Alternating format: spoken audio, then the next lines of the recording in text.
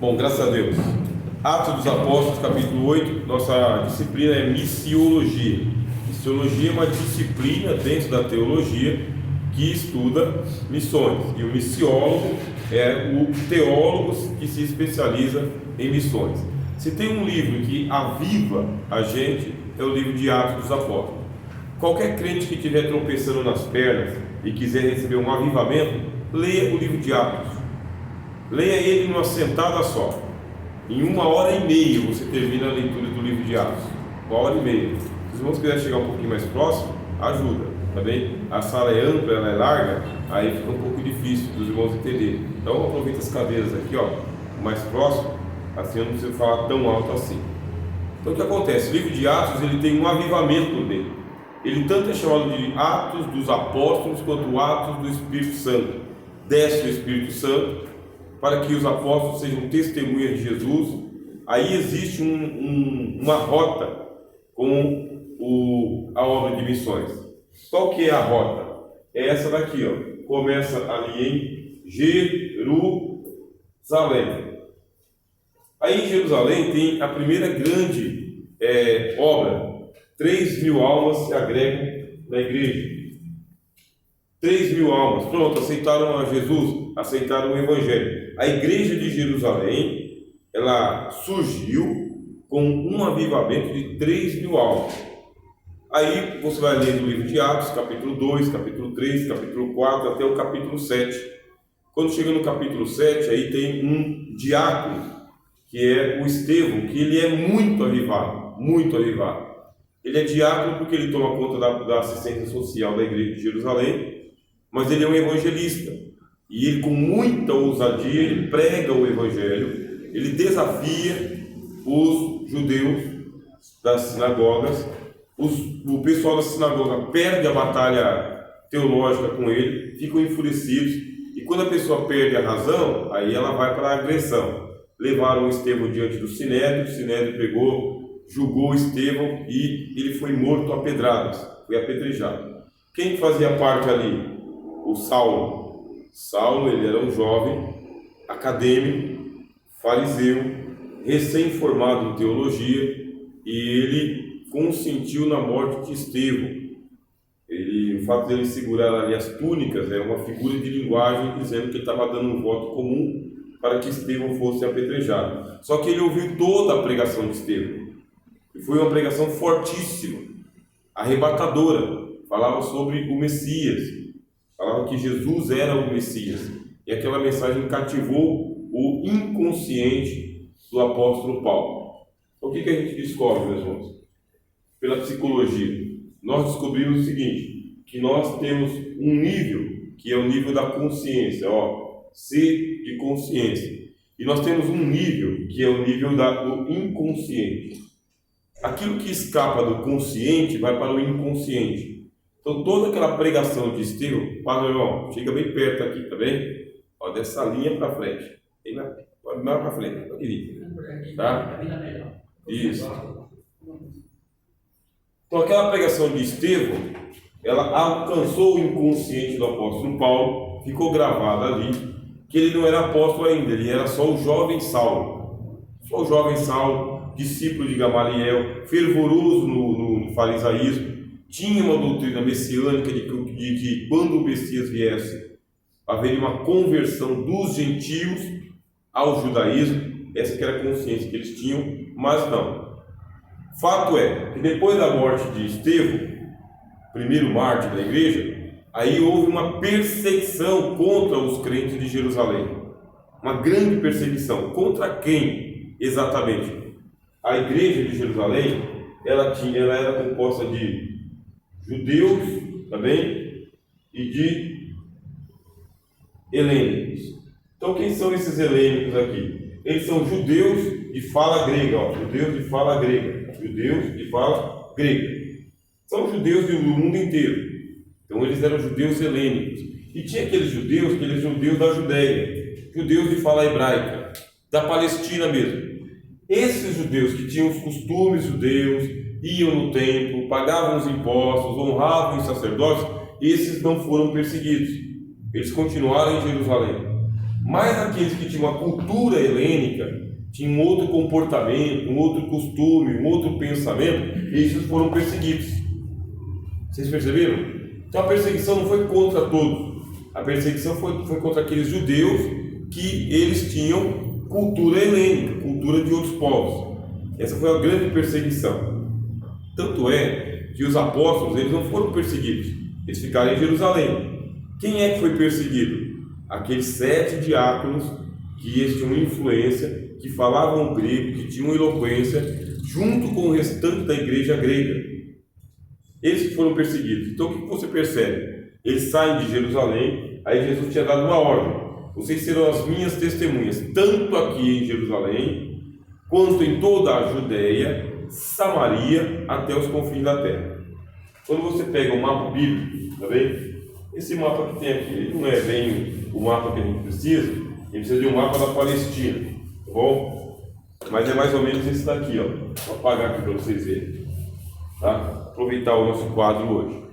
Aqui, ó, você tem o Mar Mediterrâneo. Esse Mar Mediterrâneo, ele era chamado de Mar Grande. Mar Grande. Os romanos chamavam o Mar Grande de Mare Nostrum, nosso mar. Os romanos diziam: esse mar aqui é nosso. Ele é chamado Mar Grande porque ele divide o Oriente do Ocidente. Por isso ele é chamado de Mar Mediterrâneo, o mar que fica no meio das terras, terras do Oriente, terras do Ocidente. Você está vendo ele aqui, ó? Está vendo? Ó? Mar Mediterrâneo é esse aqui. Aqui então o que você tem? Você tem o Mar da Galileia, Rio Jordão, Mar Morto. Aqui você tem a região norte. Aqui você tem a região sul. Aqui no meio passa, irmão. Bem, chega bem perto aqui, ó. Fica bem perto da gente aqui.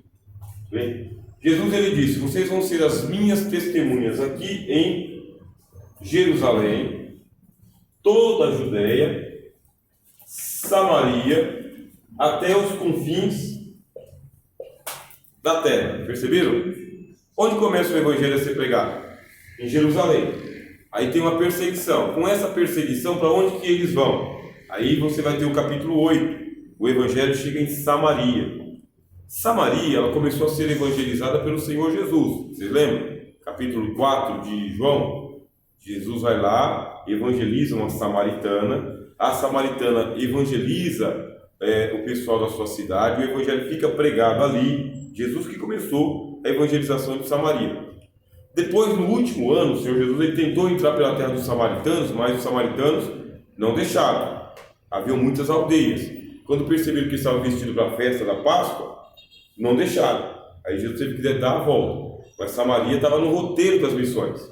No roteiro. Aí você pergunta assim: como que foi a chegada das missões em Samaria? Através de Filipe. Filipe, ele não era judeu, ele era judeu helênico, ele era judeu de cultura grega, de fala grega. Tanto é que o nome dele, Filipe, nem é um nome judeu, é um nome grego. Estevão também não é um nome judeu, é um nome grego. Então esses judeus de cultura grega, de nome grego, foram perseguidos pelos judeus de Jerusalém.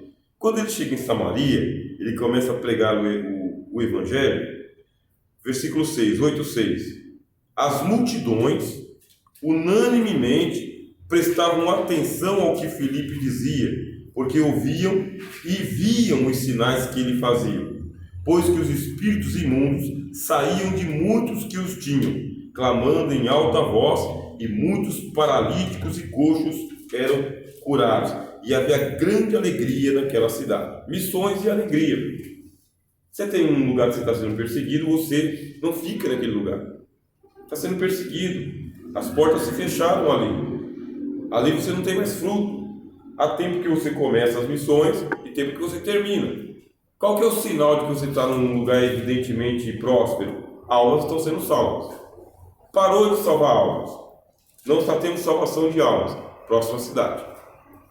Próxima cidade. Isso aqui é metodologia das missões. Você não fica insistindo por muito tempo. num lugar que você não está ganhando almas. Nem o Senhor Jesus fez isso. Se vocês ouvirem a mensagem que eu preguei segunda-feira aqui, segunda-feira, nem o Senhor Jesus ficou em Nazaré sem ganhar almas. Missões significa ganhar almas.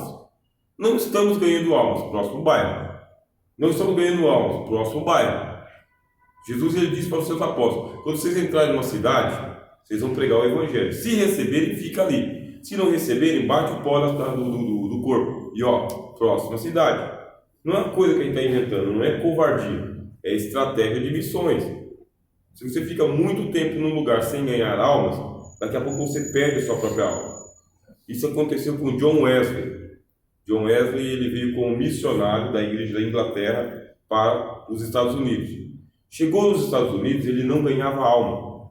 A paróquia dele diminuiu o número de pessoas que iam.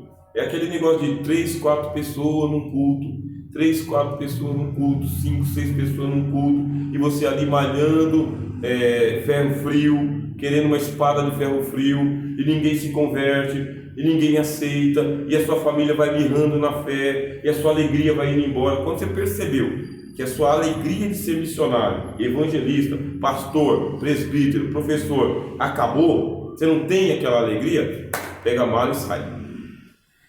Não tenha dúvida.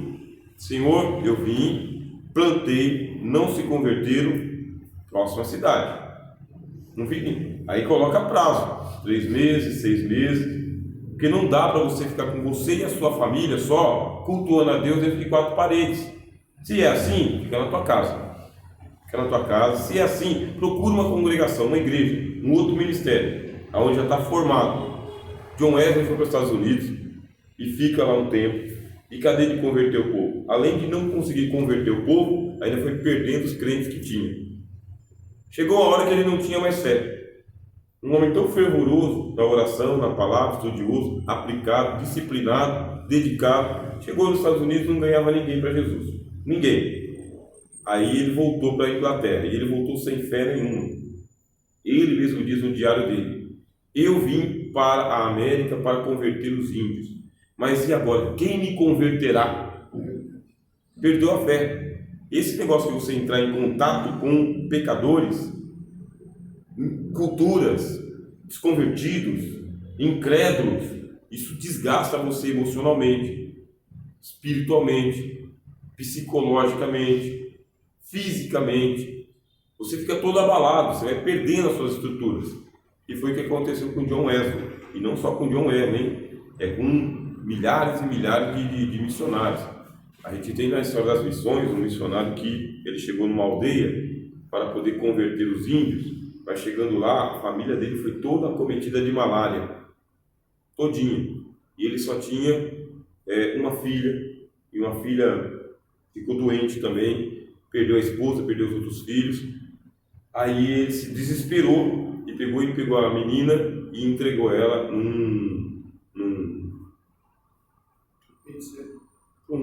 um índio lá, numa tribo, e foi embora, sumiu.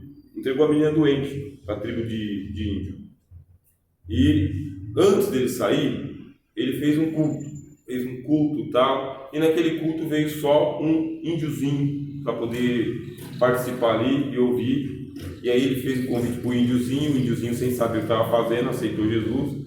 Aí para aquela família, daquele índiozinho que aceitou Jesus, foi para essa família que ele entregou a filha dele e voltou para os Estados Unidos. Anos depois, a filha, ela se superou também daquela doença, ela cresceu. Aí ela foi atrás do pai, procurar cadê o missionário. E ela vasculhou pelas juntas missionárias, pelas igrejas, até que ela achou aonde que o pai estava. Aí o pai estava numa pocilga, bêbado, né? Tinha entrado pelas drogas, tinha entrado pela bebedeira, tinha perdido a fé por completo. Aí ela foi lá e evangelizou ele sem dizer que ela era a filha dele, e disse por que ele tinha entrado naquele estado. Aí ele contou a história dele, de que ele tinha ido fazer missões, que a família toda morreu de malária, que a única filha que ele tinha, ele entregou também, não sabia se estava viva ou morta, que a única alma que ele tinha ganho para Jesus era um índiozinho pirralho. Enfim, ele não tinha motivo nenhum para servir a Cristo. Aí foi quando a filha se apresentou e falou: muito bem, aquele menininho que o senhor ganhou para Jesus, ele se tornou missionário lá naquela tribo.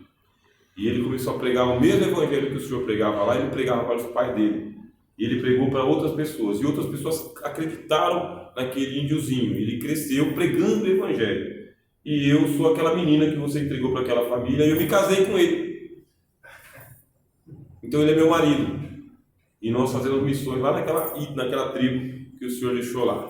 E eu estou aqui para ganhar o senhor de volta para Jesus. Então são livros, são histórias que a gente só ouve em missões. Você só ouve testemunho de milagre, irmão, só envolvendo-se com missões. São histórias bem parecidas de Jesus, né? Com a própria Samaritana e com o próprio Gadareno, né? Exato. Só que ele deveria ter feito a mesma coisa, né? No meio da fé. Ou seja, ele sabia que ele não iria dar fruto lá, mas deixou alguém. Sim, o Senhor Jesus, ele deixou um gadareno lá que ganhou 10 almas, 10 cidades para Jesus. Decápolis. Se tornou missionário de Decápolis. Então, se você quiser ouvir histórias de testemunhos, de milagre, tem que se envolver com missões, porque é ali que está acontecendo o milagre. É ali. Você ouve milagre com quem está envolvido com missões, com evangelismo, e são milagres autênticos, não é uma coisa de propaganda de TV. Porque o camarada para escrever um livro disso aí está envolvido com um testemunho, com depoimentos. Não são livros mentirosos. Aí a gente vai se emocionando e fala: eu quero ver isso acontecer também. E acontece. Então o que acontece? Chegou no lugar, fez evangelismo e missões, as almas não se converteram. Antes que você perca o coração, perca a fé, próxima cidade, próximo vilarejo. Você vê aqui, o Filipe chegou, e aí diz que ele começou a pregar e multidões unanimemente prestavam atenção ao que ele dizia. Unanimemente. E olha que era Samaria, hein? Se você vai para a história da geografia bíblica, Samaria sempre foi um lugar ruim. Os cananeus, quando moravam lá, desde o tempo dos cananeus, da invasão que Josué promoveu lá, a conquista do norte, depois a derrocada, sempre foi um lugar muito envolvido por ocultismo, feitiçaria, sempre foi. Aí chega o evangelista e começa a pregar. Conforme ele vai pregando, a Bíblia diz o quê? Espíritos imundos saem de muitos que tinham. Missões é poder de Deus. Você se envolve diretamente com o poder das trevas. Só que você está chegando com a chave do reino de Deus. Você é um missionário, você é um apóstolo, você é um enviado. Deus está com você, não está com eles. Então quem é que vai ter que sair? Os demônios, os espíritos. Quando a gente começa a tomar consciência que nós somos embaixadores de Cristo, que nós estamos autorizados pelo Senhor para entrar em qualquer lugar, e as portas do inferno não vão prevalecer contra a igreja, porque as portas do inferno ficam assim, trancadas. Chegou o missionário, ela quer ficar trancada. O que faz o missionário? Faz igual Jesus na porta do túmulo de Lázaro. Tira a pedra. Aí o inferno resiste. Não, aqui só tem mortos. Mas eu estou mandando, tira a pedra. Eu tenho a chave da morte e do inferno, do Hades. Aqui é a chave da igreja, a chave do reino. Tira a pedra. Mas já cheira mal, senhor, tira a pedra. Aí quando o pessoal tira a pedra, aí você, missionário, chega na porta do inferno e fala: Lázaro, sai para fora. Mas prega com autoridade, prega com fé, prega com convicção, prega em nome de Jesus, não bate em retirada não. Aí o que aconteceu aqui? Os espíritos imundos começavam a sair. Nem Jesus tinha expulsado o demônio em Samaria. Nunca se tinha expulsado o demônio em Samaria. Estava cheio. Estava cheio. O Filipe chegou. E não somente os imundos saíam. Aí diz, muitos paralíticos e coxos eram curados. Começou a acontecer milagres. Porque tem doença que ela é causada por demônio. Tem doença que a pessoa não está doente. Quem é doente? É o demônio que é doente. É ele que é cego, é ele que é mudo, ele que é corcunda, ele que é gago, ele que é paralítico. Esse demônio é um demônio aleijado. Você expulsa, aí a doença é curada. Começam a acontecer os milagres que vêm para onde? Na igreja onde você congrega. Muitos, hein? A Bíblia está dizendo, muitos. E e havia grande alegria naquela cidade. Estava ali um certo homem, chamado Simão, que anteriormente exercia naquela cidade a arte mágica e tinha iludido a gente de Samaria, dizendo que era um grande personagem. A ilusão da feitiçaria, as falcatruas, as maracutaias. Aí a Bíblia diz que o evangelho chegou em Samaria e esse Simão se converteu. Quando ele se converteu, ele ficava grudado com o Filipe, grudado, até que a notícia chegou em Jerusalém. Quando chegou em Jerusalém, que é esse ponto aqui, aí eles mandaram uma delegação de discípulos junto com Pedro. Pedro foi com uma delegação de discípulos até Samaria. Chegando lá, além dos sinais que aconteciam, Pedro tinha o dom para impor as mãos e descer o Espírito Santo. Por quê? Porque nem todo aquele que recebe um milagre recebe o Espírito Santo. Nem todo aquele que ouve o Evangelho com alegria recebe o Espírito Santo. A gente chama de virtude. A virtude é o Espírito Santo pelo lado de fora. Pode ter alegria e não receber o Espírito Santo. Pode ser curado e não receber o Espírito Santo. Pode ser liberto dos demônios e não receber o Espírito Santo. Jesus disse, quando o espírito imundo sai, ele anda por lugares áridos, buscando um lugar de repouso. Não encontrando, ele volta, dizendo, voltarei para a minha casa anterior. Quando chega, ela está varrida e adornada, mas não tem ninguém morando. Você pode chegar, pregar o evangelho para a pessoa, ela sentir alegria. Você pode chegar, expulsar o demônio que está atuando na vida dela. Você pode chegar, curar a doença que a pessoa tem, mas ela pode não ter recebido o Espírito Santo. Vocês acreditam nisso? Tem relação em a tua fé te curou e a tua fé te salvou?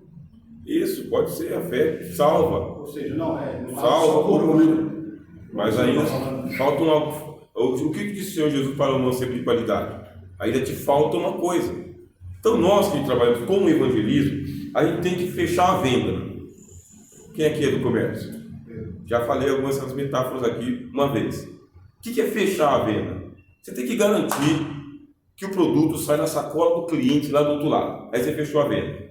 Não adianta ele entrar na loja, ver o sapato, ver a camisa, sabe, ver a roupa, gostar de tudo, chegar no caixa, você não fechou a venda. Não é isso.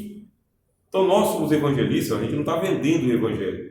A gente está aqui usando uma metáfora, dizendo, está salvo quando descer na água do batismo, está salvo quando confessou a Jesus publicamente, confessou a Jesus e recebeu o Espírito Santo. Está salvo. Paz, meus irmãos. Sejam bem-vindos, tá bem? Aí ó, tem cadeiras aqui na frente para vocês ouvirem melhor. Tá bom? Se vocês não estiverem ouvindo bem, vocês podem chegar aqui na frente aqui que ouvem melhor. Sejam muito bem-vindos. Daqui a pouco a gente faz uma apresentação de todos. Tá bom?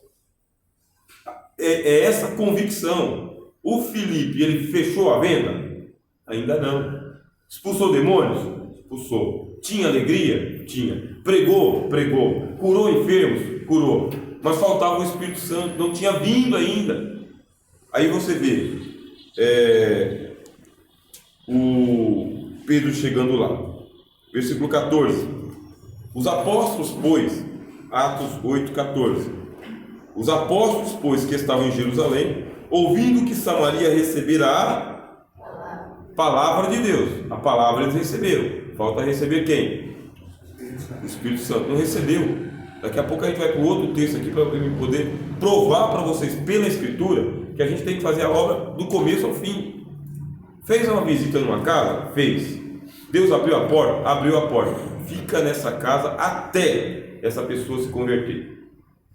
Até que o Espírito Santo comece a dar os sinais de que ali está acontecendo um novo nascimento.